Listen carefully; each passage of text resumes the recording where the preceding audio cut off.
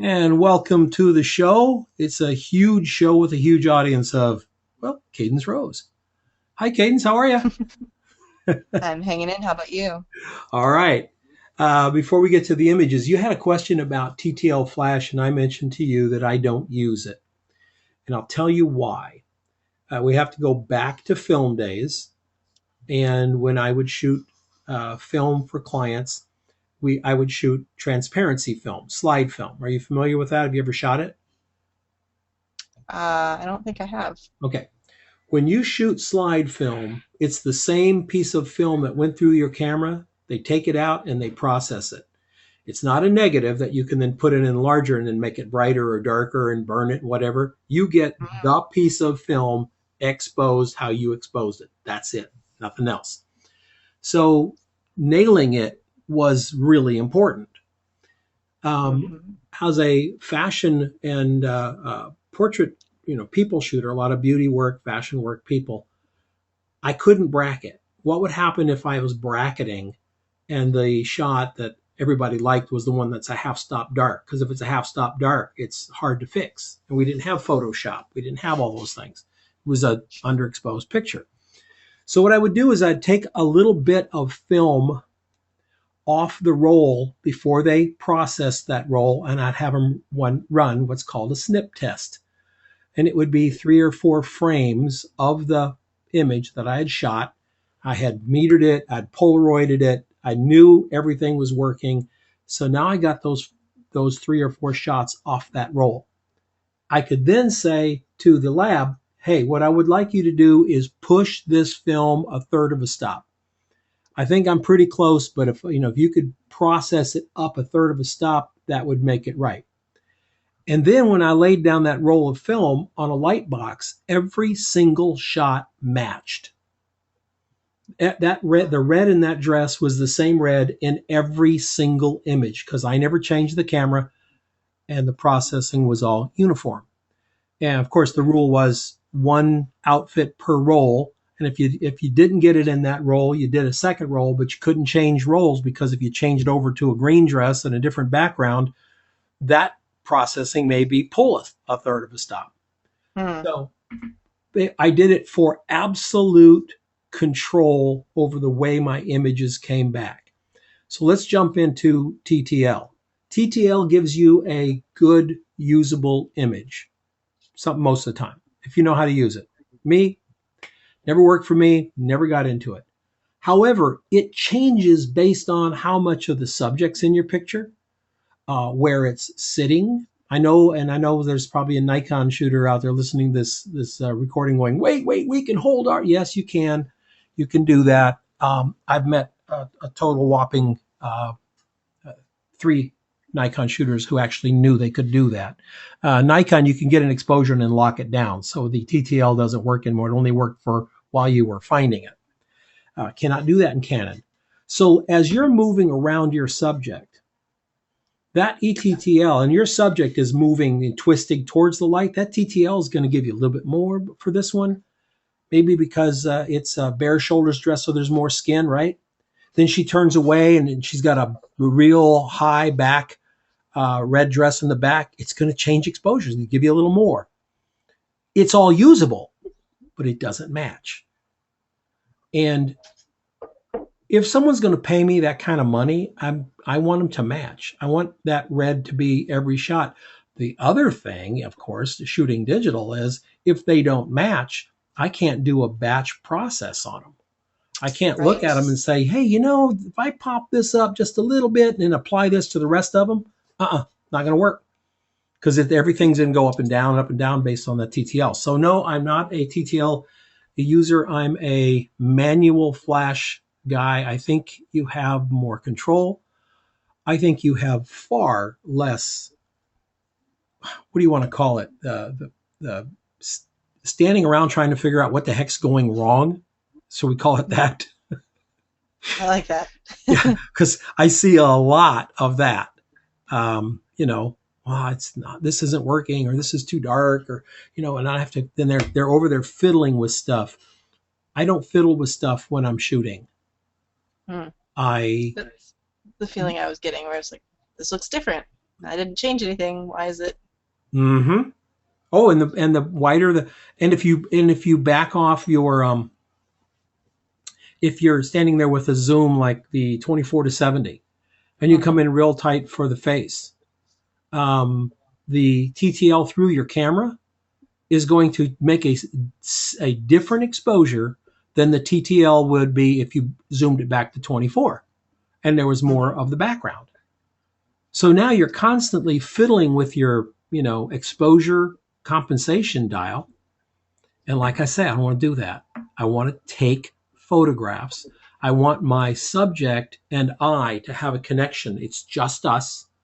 We're chatting through the camera. We're making contact. And I'm not looking at the back of the camera going, oh, that's a little bright. I got to take this down. Oh, that's a little dark. I got to take this up. In fact, I don't want to look through the back of the camera once I've got my light set. That's it. I'm Hmm. done. I'm going to go on and move. And if I get 50 shots or 500 shots and they're all, I could just, I could just pop another 3/5 of a stop or something. Or I mean, 3/10 of a stop up. Okay, I can do that and apply it to every shot and they all work. So that's my little thing.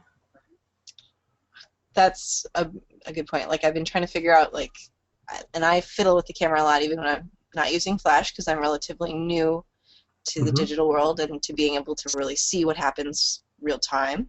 So it's very tempting to look at the back of the camera and say, "Oh, well, I can just tweak it a little bit." But then when I bring it into Lightroom to post process, I have to do every single photo individually and play with the levels, and you know Oh, that's a pain in the butt. that's a nightmare. Oh yeah, I know. I know what you mean because I just did a road trip up in New Mexico, and when I'm shooting landscapes and stuff, that's what I do. I come back with 300 shots, and I'm sitting there going, not one of them I'm going to process the same way. Hmm.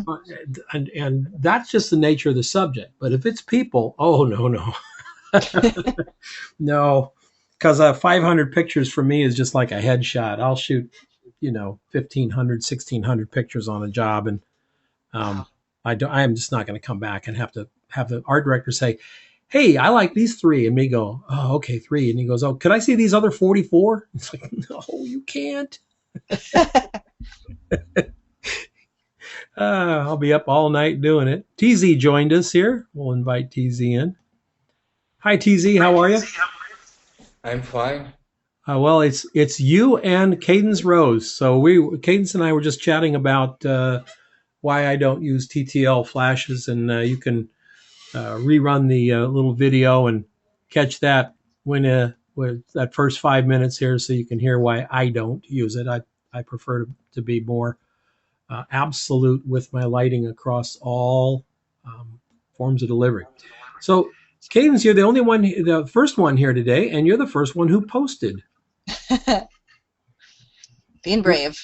Yes. Now, I will let you know that tomorrow morning I'm sending a newsletter out. This Hmm. is for this group, and you will have the links to my um, Udemy classes. Okay, So you'll have the how to portrait with simple gear and natural light portraiture, and hopefully that'll teach you a little bit more that'd be awesome. I'm about what you're excited to doing. see that. Excellent. I love your shot here. It's very, very, very emotional. Um, and you've is this window light? It is. Yep. I put her sort of not quite parallel to the window, so she got that Mhm. light under her face, and because it was really dark in there, and that was really the only space, and just a whole bank of windows. Yep. Do you have a fill card? Are you talking about flash? No, a fill card, a big white card. Oh, I don't. No. Okay. What? Or I have a reflector that has a white side. Yes. Yes. But you didn't use it here, did you? I did not use it. Yeah. What you can do is you can actually bring that reflector so close to her that it's just outside of frame. You Okay, can watch this light over here almost, and I say almost, be as bright over here. that'd be nice. Then what you do is you just pull it back until you get the ratio that looks good to you, Mm-hmm. and then make your shot. So my That favorite is was. bone core, which you can get at Target. Oh, okay. Yep, take a stand and a clamp that you can get at Home Depot, one of those A clamps. Just clamp Uh-huh. that board to the top and just move that thing into where it is. So pretty Okay. cool. All right. Well, this is a very lovely shot, and your angle to the light is really pretty because it's picking up all through the hair here, and that is just a uh, a nice touch to the photograph. Thank you.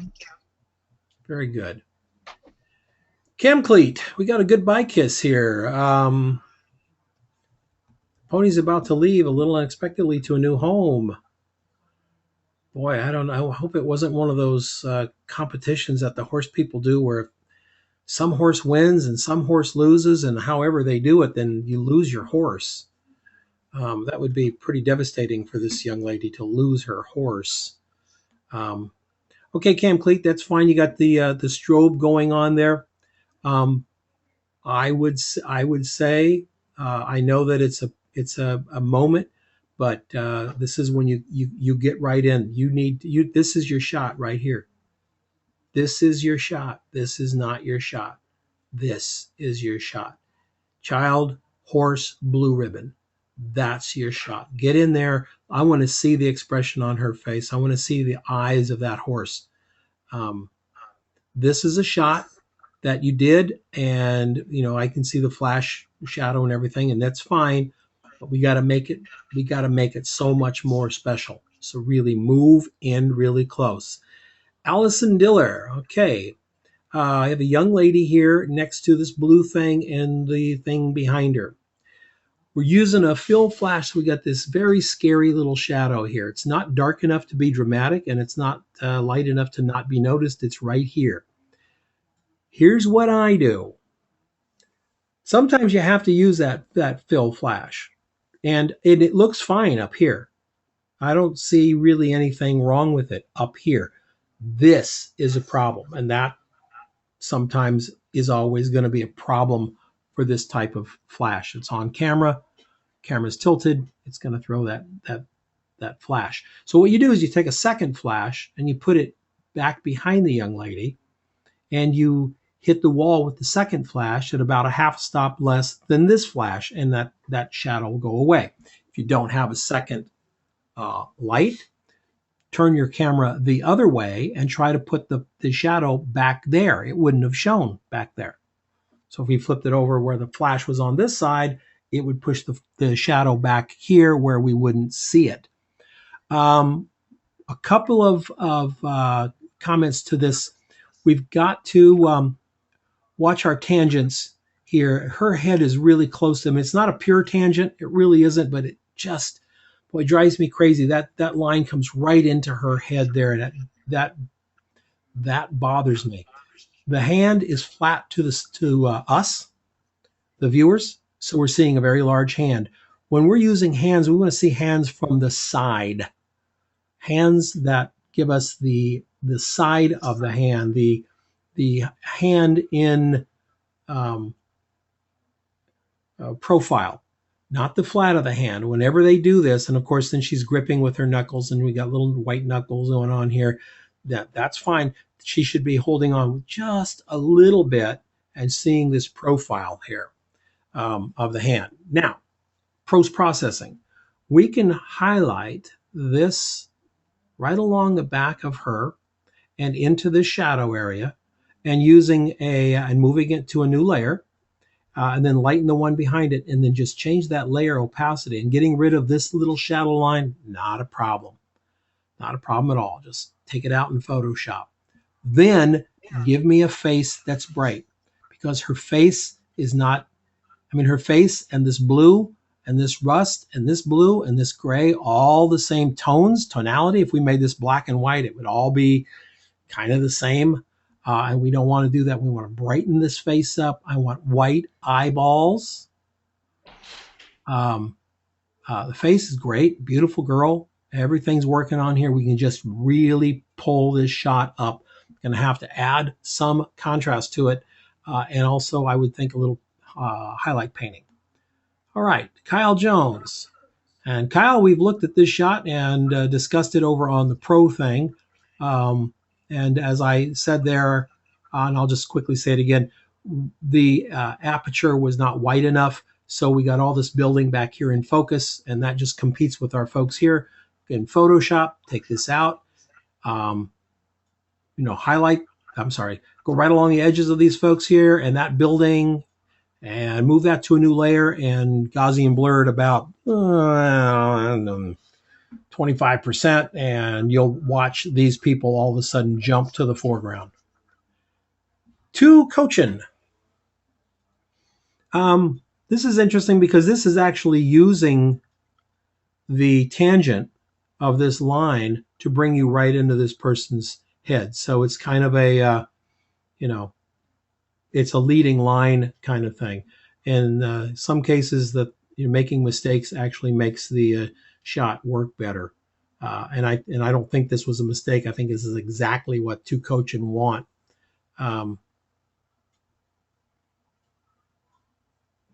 Yeah, and To Cochin says it's all about the lines. I think the lines are powerful. We got regular natural light that's happening here, and so these spotlights from above that we're not seeing are focused on these pictures. Now, this is brighter. This is brighter than this, which is brighter than that, to make this shot really work more powerfully. I'd like to see this back wall be brought up a little bit so that she's dark and she's against a brighter wall, and then let it just fade off before it gets to this wall.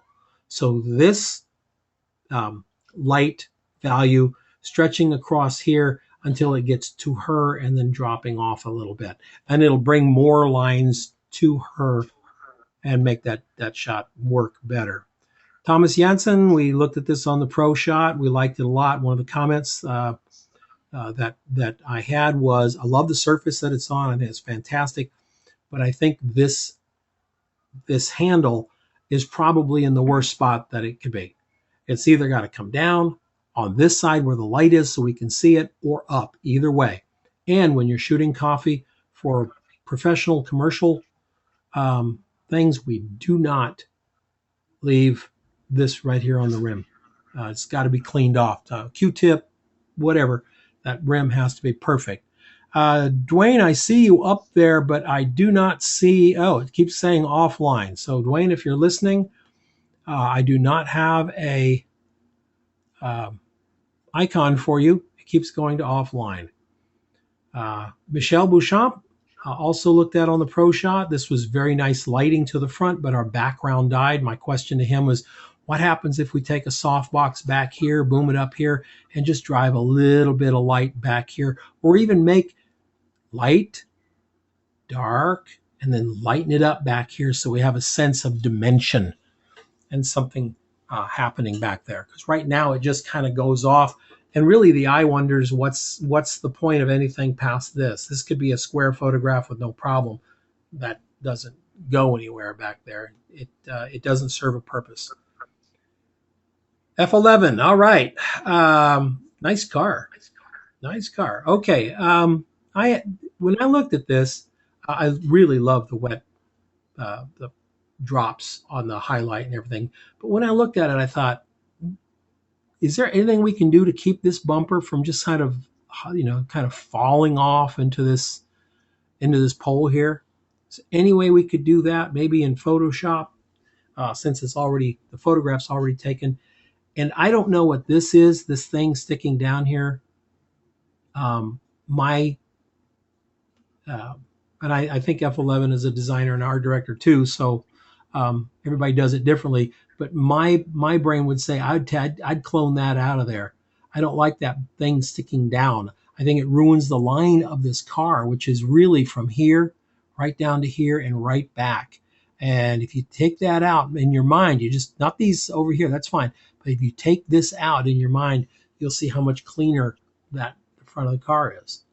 open up this down here just a little bit so we can see the red coming through, and pretty cool. And Tammy Bogstrom. Okay, Tammy. Dwayne, you're still not showing up. Tammy, interesting 1957 Ford Lincoln, and this is over in, I believe, Denmark is where Tammy is.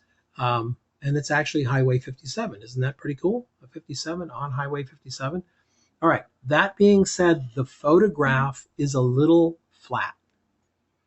I know there's fog back here, and I think we need to either enhance the fog, really bring it up so these people are going off into the fog, or clarify the image a little bit. I think it's a very cool car on a very cool road with the fact that it's on the sign. Yeah, all that's cool, but let's make the shot really sing. What if we really pulled this fog up, really up, so it was nice and bright, and handling the trees as they're actually going off into the mist instead of emerging from the mist. I think we might have a more interesting shot and something that would drive our attention again back to the back of this old car. Cool. There's Dwayne Middlebrook's picture, and Dwayne is not online. Dang it. At least he's. Let me go over here and find out. No, he is not there. Interesting. He must be having connection problems. Sorry about that, Dwayne. Sunset shot. We've got this the orange coming back here, and it dies here into the mud. I'm I mean, it's already got some HDR things going to it. We got some real bright sun and some blue sky, and there's all this clarity and things going on. We've already manipulated the photograph. So what we're going to do now to it is continue that manipulation. And I would bring some of this orange in a soft layer up here and blend it down onto these things here. So these tools, so it looks logs and little things here. So it looks like the orange is coming through here. See how that this edge catches the light right here? But it's catching white light, not orange light. We want to make this orange light so we have a feeling of this light is skipping across the water and getting in here, at least to my mind. Now, if that's not what Dwayne wants, there's nothing wrong with that. I'm not the end all be all to landscape photography. I just miss it coming through here because this doesn't hold up without something. It just becomes a dark blob up front and all the pictures back there. Okay, Kevin and Tasha. Kevin and Tasha are in Chandler. Yes, it is hot. I'm not too far from Chandler. I'm over in Ahwatukee. Look west, see all the damage and destruction from the storm. That's me. Okay, so we've got the Coke sitting on the ice, but what we don't have is the color of Coke, which is caramel. Coke is always caramel. This is dark. So what are we missing? Well, got a nice highlight over here. Looks a little, probably a little small. I would like to see a larger highlight with a strip light or a soft box or a shower curtain brought in close, what have you, to really get some light. But what we also need is a light coming from behind it. And the way you can do that simply is to cut a little piece of white foam core just a little bit smaller than this glass. Just a little bit smaller than the glass. Then you take that foam core and you twist it away from this glass so that it's being lit up. It's very bright from this light here. So this light's lighting up the Coke, and then it's lighting up that white card that's just behind the Coke out of view. What happens is the white card lights up and we see it through the Coke. We see it right through here, and it becomes the Coke becomes more caramel colored and fine. We also need some kind of card back here so we don't lose the drink glass into the background, and that's taking a little 1 foot by 6 inch white card and sticking it back behind the Coke bottle or Coke glass, so you get it back far enough, and you'll see that highlight. It'll be reflecting. All we're doing is looking at the Coke glass, and the Coke glass, because it's round, it's going to get to one point where it's going to reflect that little white card back here, and that gives us the line right down the side there. All right, Tracy Sutherland.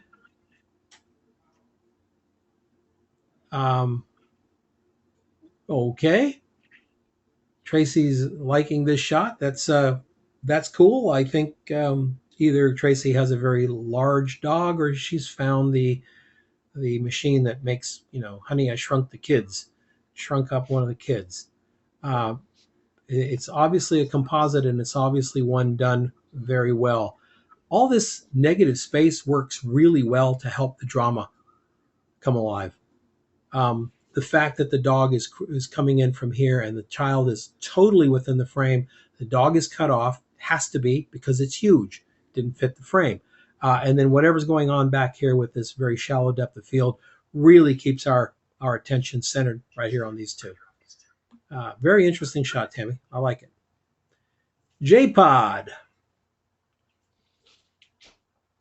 Leading lines. Leading lines. Okay. Very, very solid shot. We have all of these perfectly vertical leading lines, and then we have this young person leaning off. So we have a vertical line that leads everywhere, and then our person is asymmetrical to it. Beautiful, simple horizon line. Wow, what's not to like about this shot? This is a beautiful photograph. This is J-Pod. This is a beautiful photograph, J-Pod. Stunning. I can see why you won something on that. That's a very, very cool shot. All right, Nicholas Bosshart. Okay, Nicholas, we've got the four guys walking. This is kind of a fun thing that what we're going to have to do is we're going to have to say you got to get a faster lens or find someplace that's way farther back, because the boat's in focus, our guys are in focus, and this guy's walking right into the boat. It's a tangent. We've lost our distance. If the boat was out of focus because of shallow depth of field, it wouldn't matter. But since it's sharp, it looks like he's walking right into the boat. Light on the faces is good. This is a very dark photograph. Okay, just natural light, 8 p.m. sun, camera right. Okay, black and white processing, fine. I'm going to make some suggestions. I would like to see some texture in these gentlemen's jackets and what they're doing. It's just some texture. So Nicholas, I'm thinking maybe get back up into Lightroom and just lighten this up a little bit, and then darken, if you can, that boat, so that these guys pop from that boat. I don't. If you lighten the boat, it's not going to work because his face is very light. When you're shooting dark faces, they reflect the light source. So a dark face is going to have a much more dramatic specular, which is what's on here. The dark skin is giving you a very dramatic specular, but it's also giving you a white specular. So if you make the background brighter, you're going to confuse the eyes with the faces and the background. So that's why I was saying take the background darker. And I mean like 30 or 40% darker. Then accentuate the specular highlight reflection there in the water. Accentuate that, bring that up so their dark jackets and dark pants really pull from it. And then do whatever you can to get rid of that highlight up there. That's the brightest thing in your photograph, and it shouldn't be. Brightest thing in your photograph should be these guys' faces, not this little piece of bridge up here. Because you're sitting and you're looking and it pulls your eye. You can't stop looking at that because it is the brightest area next to the darkest area on the page. It's the point of highest contrast, and it will always pull the eye. And we finally got Dwayne alive here. Mr. Middlebrook, are you back with us? Dwayne, are you there? Uh-oh. Nope. TZ, am Done? I coming through loud and clear for you? Aye, done. Please refresh your page so you can see my photo. Okay.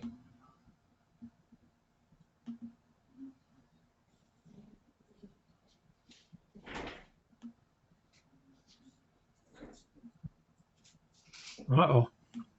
Yep, I'm having the same here. Yeah. You getting that server error thing? Yep. Yeah, the old new Facebook, the old new Flickr's got some server issues. Okay, come back with us. Is it still even looking? See, it's not even looking for the page now. Yes, Okay. mine is still at the same too. Well, any any questions, TZ, as we're waiting for your shot? And the same to Cadence. If you have any more questions, let me know.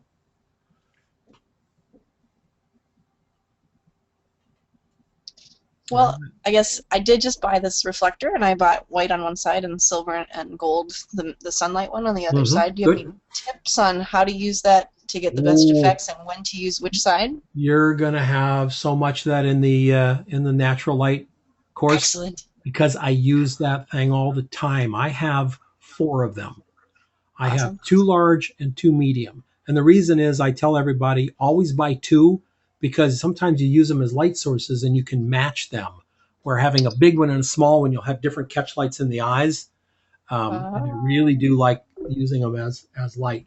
When you see how cool it can be to take the diffuser out of the middle, you unzip it and you take the diffuser Mm-hmm. and they'll show you videos. It's all over YouTube where they have some guy holding it up, 6 feet away from the person, and they're saying, "See, it diffuses the light." Well, yeah, it kind of looks like a shadow to me. Wait till Mm. you bring that diffuser right down on top of that person, 6 inches away from the top of their head to do that headshot. That will change everything. Every time I do it, it's a visible gasp moment or an audible gasp moment at the workshops. I make them Cool. look through the camera at the face. This is for like a headshot, head and shoulders. And then I take that diffuser from where the instructions say to use it down to about 8 inches, 6 inches above the head. And wow, full noon sun, it doesn't matter. You have this giant soft light right over the top of their face, and their eyes light up, the whites of their eyes, the color of their eyes, everything comes through. It's really phenomenal. Okay. My husband said he's a tech guy. He said he suggested closing your browser completely and then opening your browser again. I can try that. Cute. Now, if I quit my browser totally, though, am I going to lose my GoToMeeting? I don't know. I don't think so. Well, we'll find out. If I do, I'll get right back up on it. Okay. So I'm going to Sounds kill good. Chrome, and we're still there. Okay. Good. And back down here to Chrome. Yeah, I'm having the same problem on my PC, by the way. So let's see here.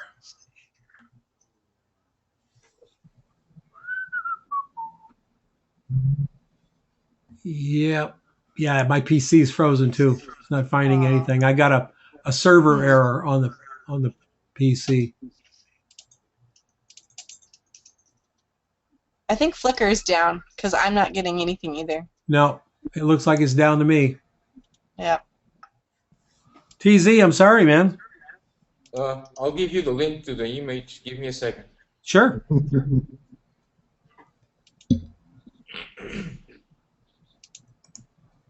And you can see it in the chat. All right.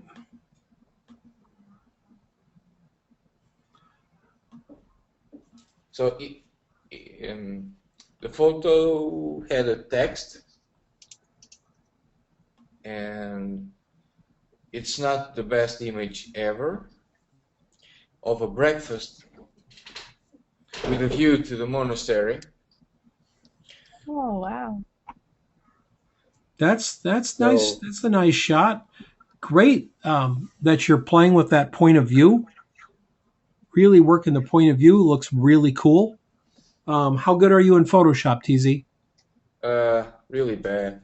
Really bad? Okay, because what I was going to say is, you see where this sandwich comes up here, Yep. and we have this stuff, and then this whole sandwich disappears because of this block back here.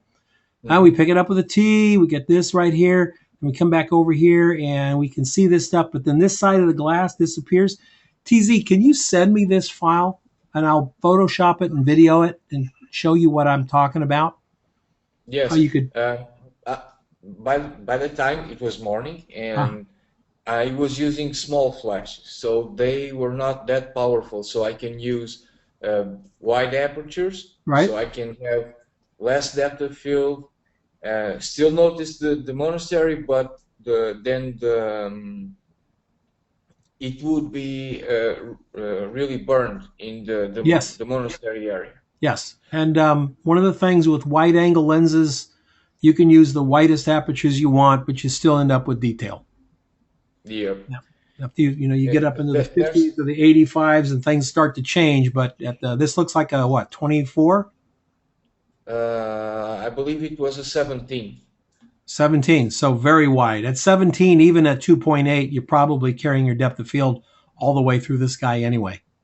Yep. Um, Um, so the thing to the, do then would have then been to bring your flashes in tighter and let the background go a little bit darker. Not that beat the sun dark. That looks terrible, but just a little bit darker.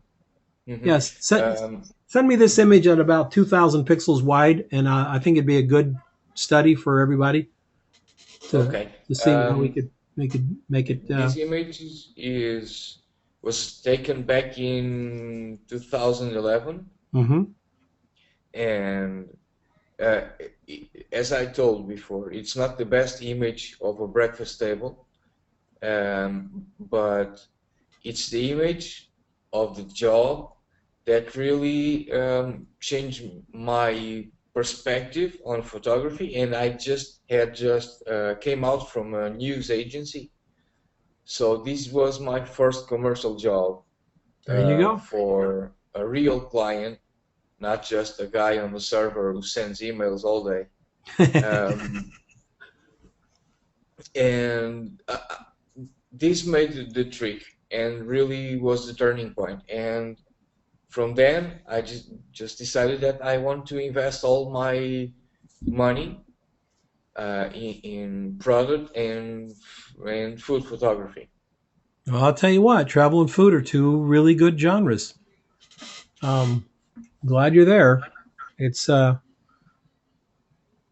yeah. You if you're going to be anywhere, I would think in that part of Europe where you know tourism is big. You're in Portugal, Spain, Italy. I don't think I'd go to Greece. Yeah, Santorini, please. I would just pass on Greece. I think. um, then tourism is a big part of it, and you're going to start to work with not only European clients but international clients as well because of where you are. That's what we want to push for them because you are where you are. Um, you then that becomes your what's the word? That becomes Niche. your differentiation point. You're saying, look, if you need really good travel photography, why hire somebody in Atlanta and send them over here? Hire me to go and do it. And with budgets the way they are, they're probably going to know the exchange rate, know they can pay you a little less than an American photographer or a British photographer anyway. Still be Yep. good money for you, and Yep. becomes a real important thing. It's not a bad shot at all here. Not a bad shot. Thank you. Send me that file and I'll pop it up, and then you tell me what you think. Okay, Okay. you tell me if, Well, and I'm certainly not just going to HDR it. I don't do that. And Flickr is still down, ladies and gentlemen. Oh well, I guess it could be worse. I'm going Well, this to. is Dwayne. Now that everything is down, I can connect. Well, Hello, Dwayne, Dwayne. I think Flickr was waiting for your your moment there. We looked at your shot, Yeah, and I suppose so. did you hear the critique on your shot, or probably not? No, as usual, I can't connect until you've already passed my picture, irrespective of where it comes No, up. no. Where are you trying to connect from? I mean, Philippines. oh, well, I'll tell you what I'm going to Yes. tell you what I'll do Plus, next time, Dwayne. I'll go ahead and start the broadcast. It'll just be music playing, but let me start the broadcast about 20 minutes early and see if you can get okay. in. Okay. So there won't be, I mean, once you get in, you're Oh, in. But I'll just go ahead and just hit the start broadcast and there'll just be music playing for about 20 minutes. So I'll give you some 20 minutes heads up or some time to get in. All right. okay. We'll The do way that. this is working now, for me, it is 9 o'clock in the morning. And I Hmm. think it's just at the point where people are coming to work and booting up their computers and all of that stuff. And uh, I can't get in there to something like this. But 20 minutes later, 30 minutes later, it seems to be okay. Okay. Would it be better for me than to wait and do yours towards the end of the broadcast? I'm happy to do that as well. Yes. You got it. I'll do that. I'll just and Cadence and TZ, if you guys could remind me if I get to Dwayne's and you're on the show, you can remind me. There are only three people on the show tonight, Dwayne. So we have Cadence Oh, Rose, TZ Santos, and now Dwayne. What I said about your photograph is it's kind of an HDR effect. Got a lot of clarity and stuff going on. But as the orange light bouncing across the water hits the foreground, it's uh-huh. gone. And what I'm saying is, let's get in there and add some of that orange coming across the wet sand and the logs and bring it forward a little bit. Don't don't colorize it. Okay. Just add a little tiny bit to it. Probably the way I would do it is I would move to a new layer. They'll copy the whole thing to a new layer. Are you with me? Okay. Then add Yeah. then add orange up. I'd orange up that foreground to get it up into that orange color. Then I would Uh-huh. use my history brush at about 10 or 15%. Then click it, go in your history, click up to your history brush. It goes back to the original. And now you're painting from the orange at about 10 or 15% and just slightly paint that in just on the highlights. Let that orange come through. Do you know how to do that? Or did I lose you?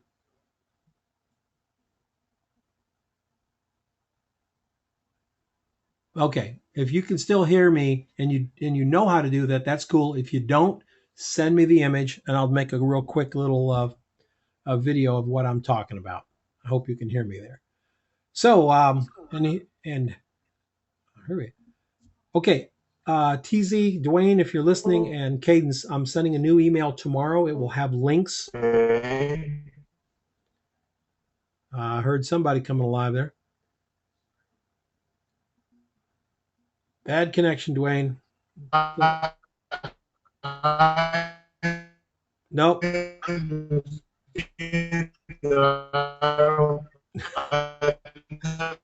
I'm gonna have to mute you because that ain't working. exactly that before, but That's not working, Dwayne. If you can hear me, it's just you'll hear it on the tape. It's just like a machine sound. I will be sending you the links, the free links to the Udemy courses with the admonition that I would like you guys to, and you're getting it live. Everybody else to get it on the newsletter and Saturday. Um, wait a minute. This is the Essentials group, isn't it? Never mind. Yep. Scratch what I said. I'm thinking I got the pro group here and it's the Essentials group. Oh, what the hell! I told you guys I'd send it. I'll send it to both you guys. Dwayne, if you want it, let me know. Send me an email. So I said I'd give it to you. I'm going to give it to you anyway, even though I thought I was on the group for a second there. You still want it, Thanks, Cadence?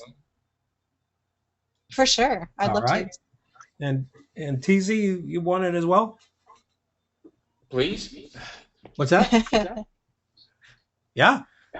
Yeah. Free. Well, Yeah. Sounded like yes, Absolutely. please. Absolutely. We'll handle it for you, and Dwayne will get it out there for you as well. I can't tell if you're listening or not. Oh, it looks like he's offline. I'll get those out to you. So, and I would say to Cadence, work with the natural light one first, Okay. and before you tackle the other one. That There's a sounds good. I lot mean, to be learned on the natural light, and most of everything we use on the natural light in the entire course are those reflectors and white boards. That's it. awesome. Yep. So enjoy. I'm All looking right. forward to it. Thank you so much, Don. You bet. Cadence, do you have my email? I don't think I do. How Okay. do I?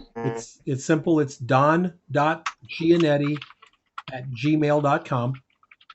don.gianetti@gmail.com. And TZ, Okay. same thing for you, sir. Send me an email so I can reply back with the links. don.gianetti@gmail.com. And then don't mention it to other people that I was such a generous guy tonight. thank you, Don. Thank you. No problem. I will see you guys next week. Thanks for being a part of Well, it. Don, Yes. I have a few questions. Oh, sure. Um, j- maybe it's just an advice. I've been asked by a company for who I work a lot to provide some quotations for gear. Okay, so they want to buy their own lighting equipment Mm-hmm. so I can use whenever I am working there. Okay. Because it's a 12 company group and they must bet in something that can be portable, okay, and move between the buildings Okay. easily. So, Are what they looking to you, buy high end gear, TZ, or are they uh, cost conscious? well, they are a bit cost conscious. Okay. So, I was putting my money on some off-camera flash, especially small flashes, and some nice Apollo soft boxes, a Yeah. few tripods. You'll be so Uh, disappointed. You will be so disappointed. You're going to get into situations where those speed lights are just not going to work for you.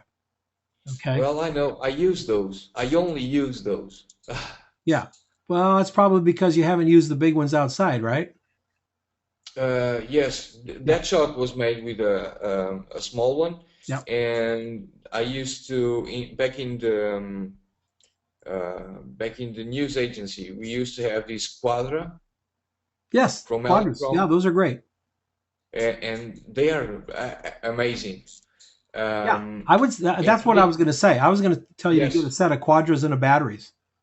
yes, that's what I was looking for too. Yes. The I might bet on some hybrid case of flashes with some quadras and small flashes Well, yeah, because I wasn't meaning not to shoot the small flashes. I'm just saying yes, that if yes, that's all you have, you can really um, get in a situation where all of a sudden you just don't have enough power at that distance to get what you need.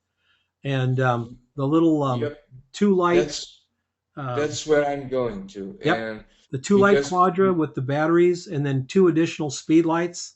Because those mhm, quadras, the heads are so small, you can stick them in a Westcott Apollo 28, right? yes, 400-watt seconds. Wow, they just blast.